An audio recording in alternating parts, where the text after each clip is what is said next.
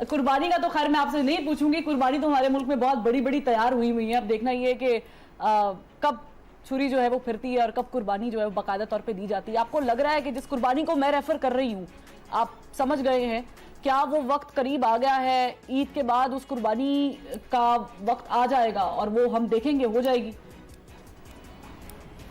دیکھیں, عید قربانی تو فرض ہوتی ہے عید پہ, تو عید پہ جنہوں نے کرنی ہوتی ہے وہ کر لیتے ہیں. دوسری بات یہ ہے کہ ایشو یہ ہے کہ ہم ایک ایسے ملک میں رہتے ہیں کہ جہاں پہ ایک آئین ہے, قانون ہے, اور آج کل حالیہ دنوں میں کچھ پڑے سینئر عطر بھائی آئے وہ انہوں نے کہا لندن کی بات کر رہے ہیں, انگلینڈ کی. اچھا, اتنے سنجیدہ ہم ایک خوش ملک میں لیتے ہیں جہاں آئین ہے, قانون ہے. اچھا, ویری گڈ. عید مبارک عطر بھائی, عید مبارک. بکرا میں اپنا آپ کو اسی خوشی میں, میری عید کا بکرا آپ کا ہوا. آپ سے اچھا کا وعدہ کیا, یعنی ہم ایک ایسے ملک میں رہتے ہیں جہاں آئین ہے اور قانون ہے. اچھا, واو. اگر میں اپنی بات مکمل کروں تو میں اچھا عطر بھائی دوبارہ فکرہ وہی سے شروع کیجئے گا. مسحور کر گیا, مسمرائز کر دیا. ہم ایک ایسے ملک میں رہتے ہیں جہاں آئین اور قانون ہے. واو. جی میرا بڑے والا بکرا آپ کا ہوا جس کے 2 دانت اگلے نہیں ہیں. جی اچھا, یہ ہے کہ کلیجی مجھے واپس بھجوانی ہمارے ملک میں.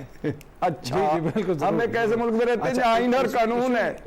بھائی خواتین و حضرات, عطر کاظمی صاحب نے کہا ہے کہ ہم ایک ایسے ملک میں رہتے ہیں جہاں آئین اور قانون موجود ہے. لیکن عطر کاظمی صاحب اس عید پر ان دونوں کو ڈھونڈ کر مجھے بھی ملائیں گے اور میں ان کو عید کہوں گا. عید مبارک میرے آئین, عید مبارک میرے قانون. جی عطر صاحب, جی یہ دراصل یہ برطانیہ میں ہمارے پڑوس میں کوئی رہتے ہیں, ان کے 2 بچوں کے نام میں آئے. اچھا, دوسری بات یہ ہے دوسری بات یہ ہے کہ دیکھیں, اب کچھ میں دیکھ رہا تھا کہ ہمارے اپنے صحافی دوست بھی ٹویٹر کے اوپر اور آگے پیچھے میڈیا پہ بھی کہ جناب عید کے بعد یہ ہو جائے گا, عید کے بعد وہ ہو جائے گا.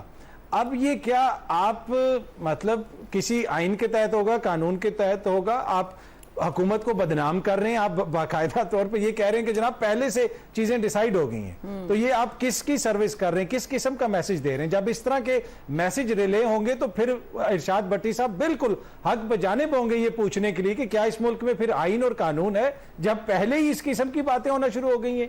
بھائی ملک کے اندر نظام جس طرح بھی ہے, آپ کہتے تو یہی ہے نا کہ نظام یہ 13-14 جمہوری جماعتیں کہتی ہیں کہ جناب ہم آئین اور قانون کے مطابق چلا رہے ہیں, تو پھر یہ پہلے سے کیسے ڈیسائیڈ ہو گیا یہ سب کچھ؟ کیا پھر وہ آئین اور قانون والی بات وہی ہے جو بھٹی صاحب فرما رہے ہیں؟ دوسری بات دیکھیں, باقی ملکی سیاست کے حوالے سے بھٹی صاحب نے تھوڑی سی مایوسی کا اظہار کیا, لیکن مجھے اتنی مایوسی نہیں ہے. دیکھیں ابھی ماشاءاللہ اون چودھری صاحب نے جماعت بنائی اور ان کے نظریے سے متاثر ہو کے کتنے بڑے بڑے نام اس جماعت کے اندر گئے. کیا آپ نے دیکھا ابھی بھی نظریہ زندہ ہے پاکستان؟ جی نہیں, کچھ لوگ کر دیں گے, کچھ لوگوں نے کر دیا ہے. اور آپ اس نظریے کو دیکھیں نا, یہ ایسی اپوزیشن کی جماعت ہے جو کابینہ میں بیٹھے ہوئے اون چودھری صاحب نے بنا لی ہے, تو اس کو تو آپ کو کریڈٹ دینا پڑے گا. نہیں دیکھیں, پاکستان ہے عطر, پاکستان ہے, پاکستان میں کچھ بھی ہو سکتا ہے. آپ پھر سنجیدہ نہیں میں ہنس کے بات کر رہی ہوں, میں بالکل ہنس کے بات کر رہی ہوں کہ پاکستان میں کچھ بھی ہو سکتا ہے, لیکن پاکستان میں کبھی استحکام نہیں آیا.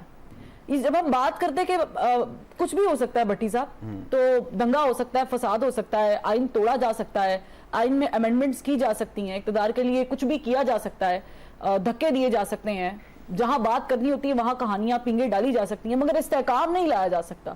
تو یہ جو استحکام ہے یہ آپ کو نظر آ رہا ہے؟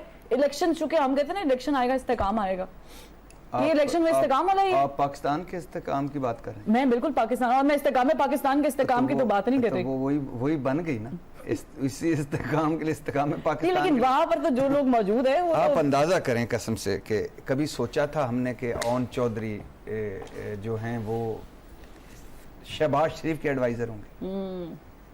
جب ڈائری لے کے عمران خان کے پیچھے کھڑا ہوتا تھا بنی گالہ میں, کبھی سوچا تھا ویسے؟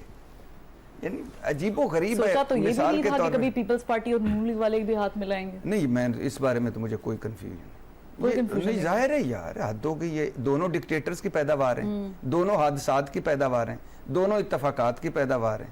दोनों का आईपीपी दोनों आपको मफाद। लगता है कि अपने पाँव पे खड़ी हुई है? आईपी कौन आईपीपी यानी इस्तेहकाम में पाकिस्तान किसी की पैदावार नहीं है। कौन कहाँ है पाँव उसके? पहले तो मुझे पाँव दिखाए ना, मैं चेक करूं। पाँव तो जब इलेक्शन पाँव पे खड़ी है, घुटनों पे खड़ी है जहाँ खड़ी है वो तो या किसी के कंधों पे खड़ी है? नहीं कंधों पे नहीं, कंधे बहुत ऊंचे होते हैं, कंधों पे नहीं खड़ी होती ये। इस तरह में क्या कसम से। अच्छा, दूसरी इशू ये है इस वक्त के जो मज़े की बात है कि इस मुल्क में देखें पहली दफ़ा हज कोटा मुकम्मल लोग नहीं गए, क्योंकि मसाइल कितने हैं उनके।